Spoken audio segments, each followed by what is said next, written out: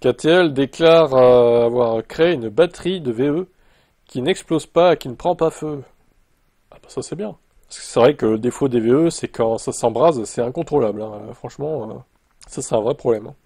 Évidemment, ça n'arrive pas tous les jours, heureusement.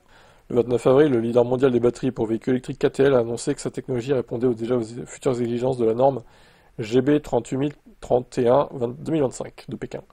Ce texte, qui entrera en vigueur le 1er juillet 2026, impose que les batteries ne prennent pas feu et qu'elles empêchent une éventuelle explosion, même en cas d'emballement thermique.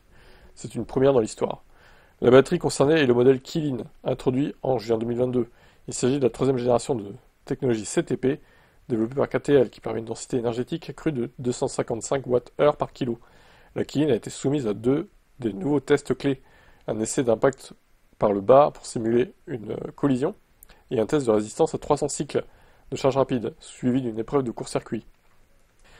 Résultat, aucun incendie, aucune explosion, même dans les conditions extrêmes. Pour obtenir cette certification, KTL s'est appuyé sur la supervision du China Automotive Technology Center, un organisme de référence en matière de sécurité automobile en Chine. Cette entité est également en charge du programme d'évaluation CNCAP, l'équivalent de Euro NCAP, en Chine.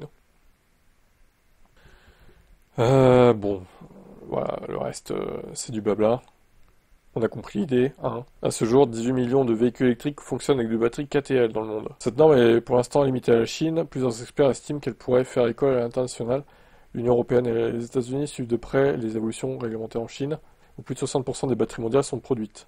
Bah, de toute façon, ça va finir par arriver en Europe aussi, hein. Je vois pas pourquoi ça resterait cantonné à la Chine. Donc c'est tant mieux. Plus d'explosions de VE, plus de VE qui s'enflamment. C'est ce qu'il faut en vrai. J'espère que ça marche vraiment, que c'est pas un effet d'annonce par contre. Ciao.